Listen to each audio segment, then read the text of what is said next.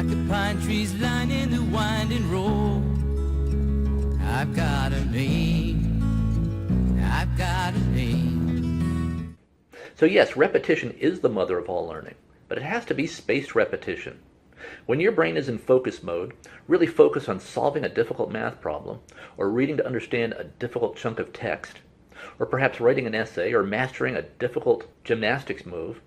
This is very hard work, and it requires a lot of energy. Your brain gets tired very quickly. When is a great golfer in focus mode? Let's say Tiger Woods or Phil Mickelson. Well, they're in the most intense focus mode when they're standing over a putt they have to sink to win the Masters.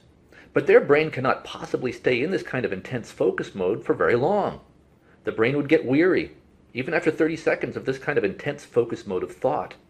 For me, my focus mode is when I'm writing. For me, I don't want to have my brain in focus mode writing for more than 45 minutes at a time. And then I'll take a 15-minute break. And then I'll come back to write for another 45 minutes. For me, my focus activity is usually writing advertisements. I used to write speeches for famous political leaders, including Presidents Ronald Reagan, George H.W. Bush, Senator Robert Dole, Governor Pete DuPont, Congressman Jack Kemp, and many corporate executives. I wrote speeches before I got into the advertising field. But my main focus activity is writing. That's how I make my living. It's also what I now love to do. But I don't let myself write or read for more than 45 minutes at a stretch. My brain needs time to recover, and it needs time for that diffuse mode of thinking, when the mind just kind of meanders or mulls things over on its own, without being directed by me. I might spend that time in meditation, or doing push-ups, or going on a walk, or just lying on the floor, and then I'll get back to round 2 and put in another 45 minutes. I actually set a timer for 45 minutes of focus mode work, and when the bell goes off, I stop and take a 15-minute break. And I will do at most 6 chunks of focus mode work per day. After that, my brain, quite frankly, feels like mush.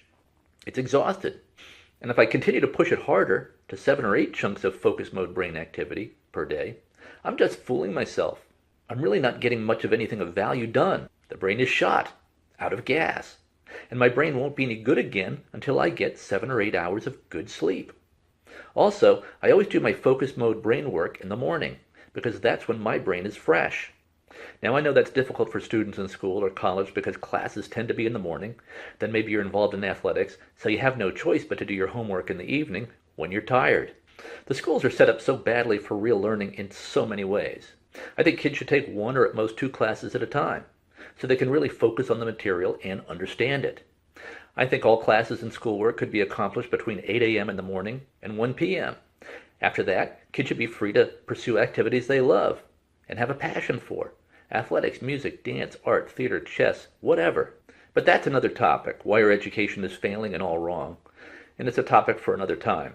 Now, when you're in your focus mode of thinking, really concentrating on your homework, doing your math problems, or tackling any kind of difficult material, in full learning and practice mode, in other words, make sure that you're doing this in an area free from distraction, not in front of the TV. Don't have your Facebook, email, and text message alerts turned on. The best place for focus mode work would actually be in a room that looks something like a prison cell. No windows, no pictures on the wall, no phone, no internet connection, no distractions. Just you with your work, the task you have to accomplish. Now, you might not have a room like this to retreat to, but focus mode thinking is very tough, grueling, even painful. Distractions are pleasant. Facebook, watching TV, surfing the web, chit-chatting on social media. All this is like cotton candy for the brain. These activities are very addictive. 10 minutes on Facebook can turn into an hour pretty easily. And there are biological and chemical reasons for this. Facebook and social media, for example, have been shown to be highly addictive, triggering the pleasure centers of your brain, the limbic system. Facebook triggers that natural human tendency to procrastinate. Also, the human desire to be liked and loved by the crowd. People like to become mini celebrities on Facebook. Now, I have made the decision only to check my email twice a day at scheduled times, at noon and at 4 p.m. Then that's it, for the day. I schedule 10 minutes per day for Facebook at 8 p.m. in the evening to see what my friends and family are up to. And I schedule 15 minutes a day to surf the news sites so I know what's happening in the world. So even when I'm taking my breaks, I'm rarely checking email, Facebook, or anything on my phone. It's just too easy to fall into this black hole of unproductive distraction when suddenly you notice you've just wasted 2 hours doing nothing of lasting value. Much of the internet is this way.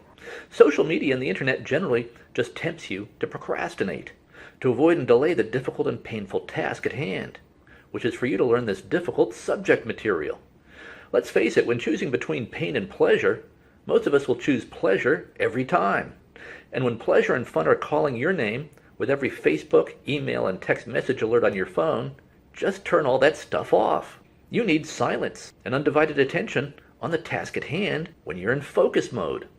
But the pleasure is knowing that all this painful focus mode of thinking will only last for a limited period of time, perhaps 45 minutes at a time.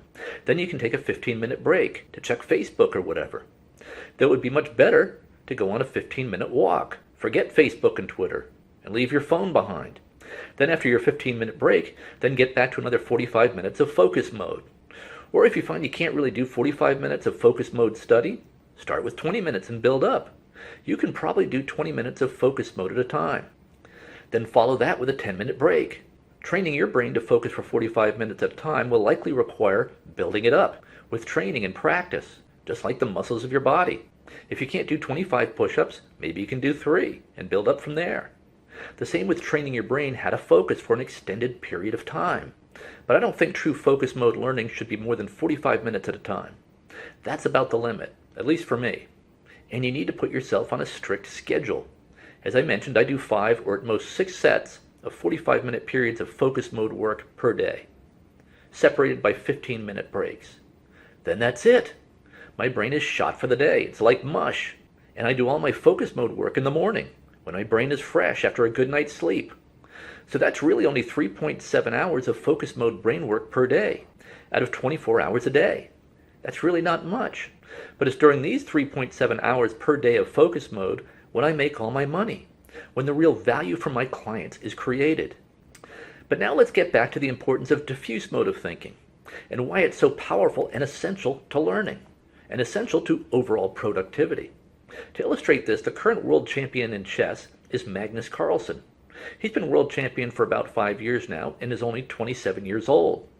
At the age of 14, Carlsen was a chess prodigy, and he played the great Garry Kasparov to a draw. Kasparov was the #1 chess player in the world for nearly 2 decades. He's one of the greatest players of all time. So it was amazing to see this 14-year-old kid, Magnus Carlsen, play the great Kasparov to a draw. But what shocked spectators even more was that when the match reached a critical stage, Carlsen just got up from the chess table and started walking around the room. Instead of staring intensely at the chessboard in focus mode, as you would expect him to do at this critical stage in the match, he just walked around the room, talking to people and looking at the other tables. He then came back and played the great Kasparov to a draw in that game. What Carlsen was doing was engaging in diffuse mode thinking, letting his mind wander, freeform, mulling over the problem. When he came back to the table, he had a fresh perspective. He could see the board in new ways. In image mapping of the mind, when the brain is in focus mode, the prefrontal cortex of the brain lights up very intensely, but the rest of the brain stays dark. All the brain's energy is in that focus mode, concentrated in that frontal cortex area, which is the very front of the brain. When the brain is thinking in diffuse mode, the entire brain lights up, though not as intensely as the prefrontal cortex when in focus mode.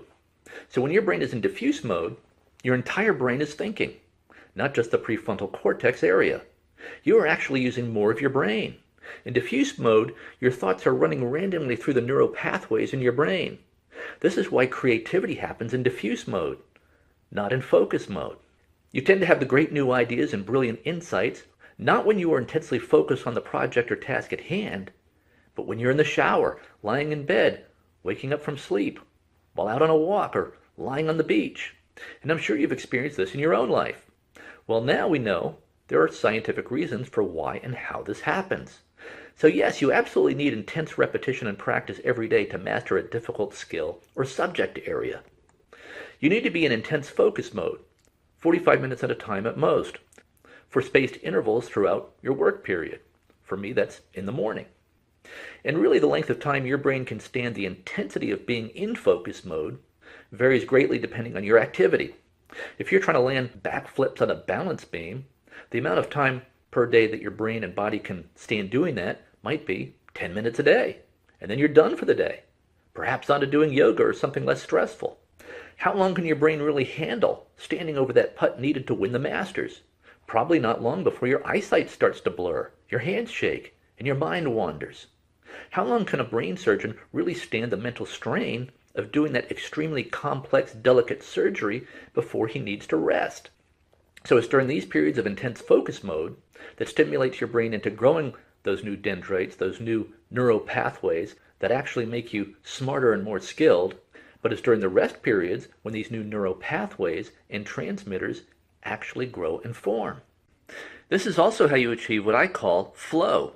People also call it being in the zone. You've probably seen basketball players in a zone where every shot drops in the basket from almost anywhere on the court. They just make every shot. We saw this with Michael Jordan, with LeBron James, with others. We see this with Tom Brady, Joe Montana, and the great quarterbacks. They often just get on a roll and complete every pass. 15 straight pass completions in a row, that kind of thing. When Nadia Comaneci got those 7 perfect 10s in gymnastics in the 1976 Olympics, on her way to winning 3 Olympic gold medals, she was in the zone. When these athletes are in the zone, it seems they can't be stopped. So what exactly is happening when someone is in the zone, or in a state of flow? Well, a clue is found in a study of mice in a maze. The scientists hooked up neurotransmitters to the brains of mice so they could monitor their brain activity. A piece of cheese was then placed in the maze, and the mouse had to find it. When the mouse was first placed in the maze, the mouse of course knew the cheese was somewhere in the maze. He could smell it. He just had to find it. Head down every alleyway until he found the cheese. While this was going on, the mouse's prefrontal cortex of the brain was lighting up like crazy. The mouse was in focus mode, intensely focused on trying to find that cheese. Eventually, the mouse found the cheese. When that happened, the lights in the prefrontal cortex of the brain went dark, went out of focus mode. The mouse had found the cheese. Then scientists took the mouse out of the maze, put the cheese in the same location, and put the mouse back in the maze. The mouse had not completely learned the route to the cheese, so the prefrontal cortex of the brain was lighting up like crazy again, until the mouse found the cheese. After a few times of this, the mouse learned the fastest route to the cheese. Once he learned the route to the cheese, the prefrontal cortex of the brain stopped lighting up. He did not need to think anymore. He could just sprint through all the alleyways and never encounter a dead end, and get to the cheese in the fastest possible way, at lightning speed. No thinking needed. In the military, trainers of Special Operations Forces tell us that a movement must be performed at least 3,000 times before it becomes instinctive. That means before you can do the movement without thinking about it. You just react without thinking. If we're talking about a complex sequence of movements, where many contingencies are involved, such as in martial arts fighting or close combat fighting, you will need to practice the movements and sequences of movements many thousands of times, repetitions, before your movements can become instinctive. That's the point when the prefrontal cortex of your brain, the focus mode of your brain, shuts down. Your brain is then free to operate in diffuse mode, and your body is just able to react, do all the right moves instinctively.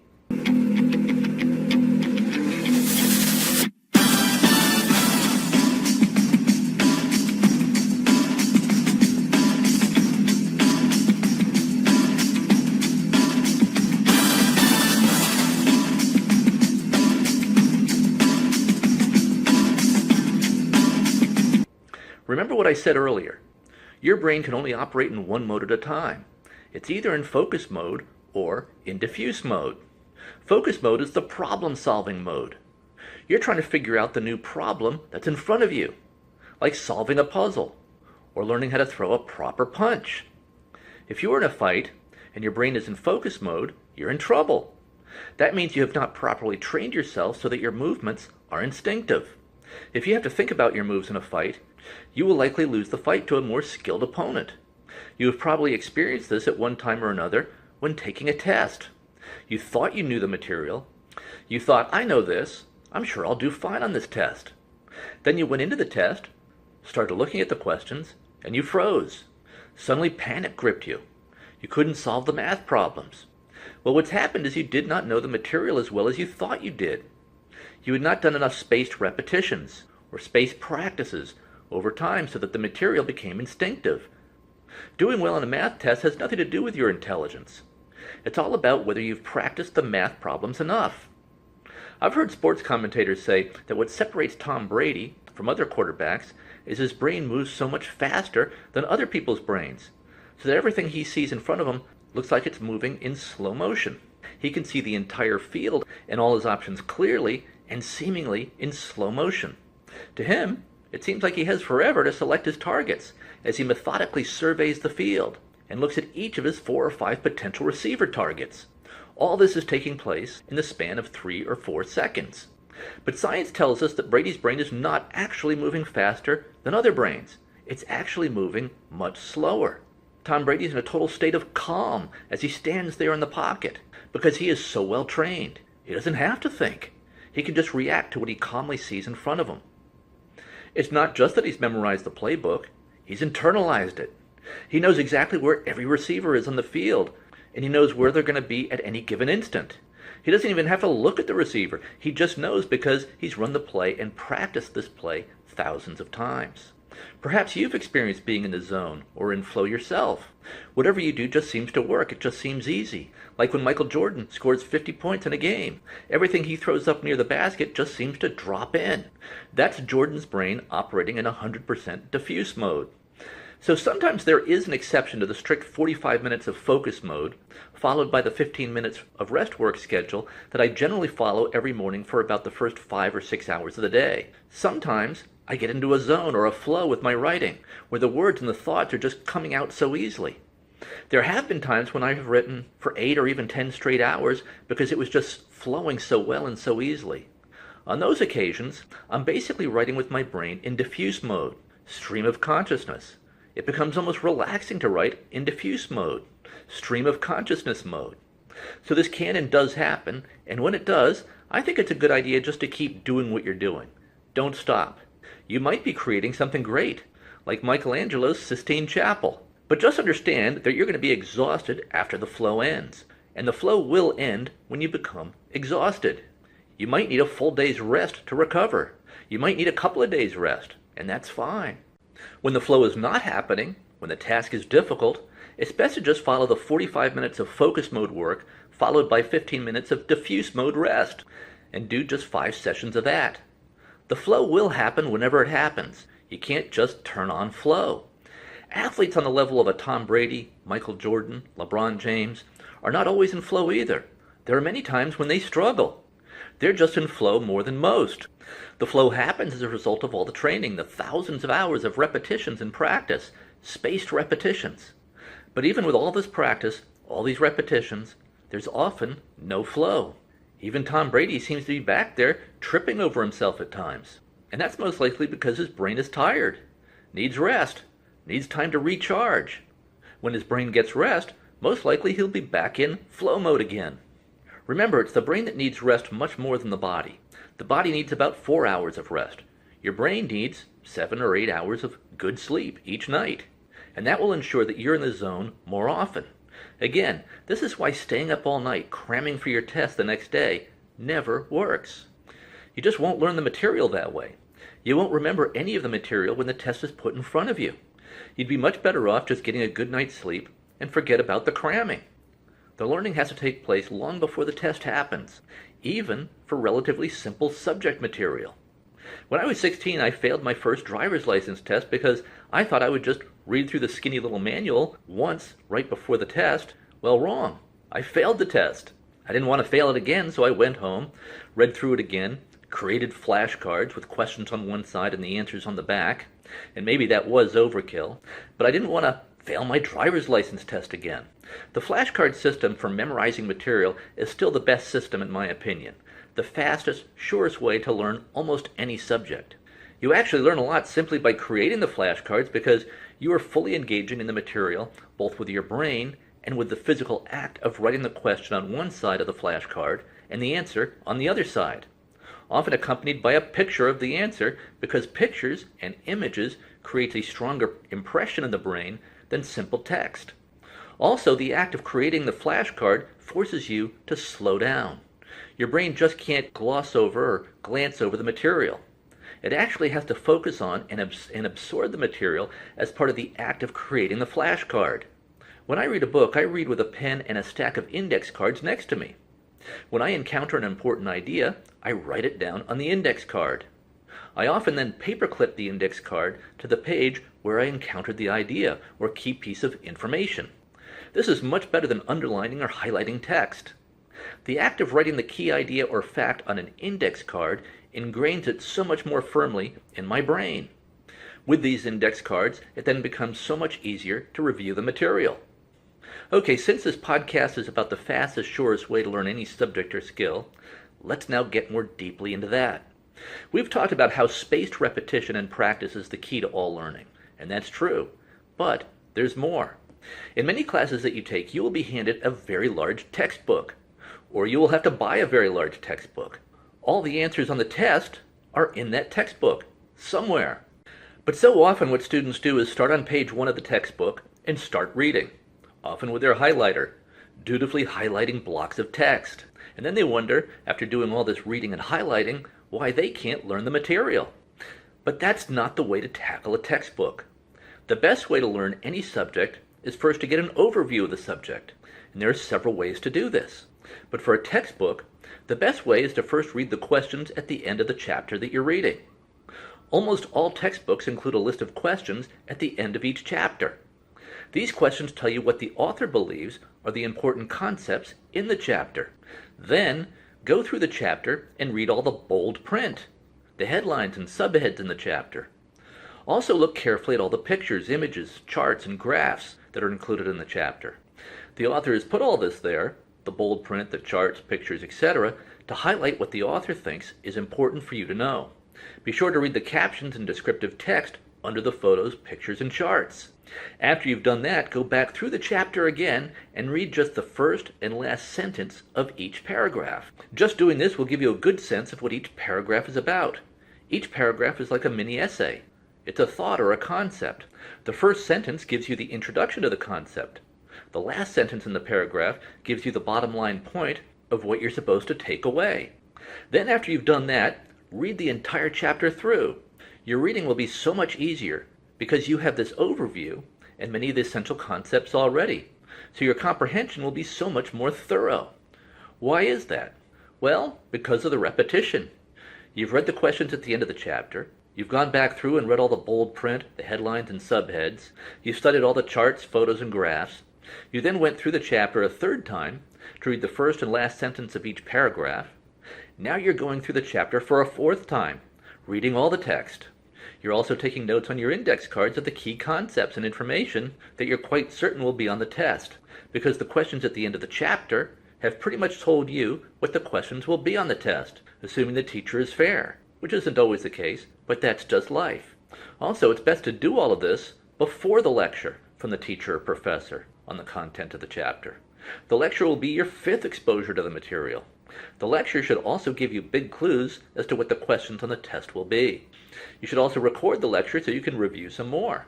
Also, instead of traditional note-taking, what I like to do is create what are called mind maps. The problem with written notes is people rarely review them, and notes tend to be a disorganized hodgepodge of text and lists. Who's going to review all this jumble? When I hear the teacher or professor say something important, I will often draw a picture of the concept and write the keyword in the picture. That's the start of your mind map. When I hear concepts and information that seem to be related to or connected to this picture or keyword, I will write the keyword next to the picture. If I hear what seems to be another concept or theme, I'll draw another picture. Then I will list keywords that seem to represent concepts related to that larger picture.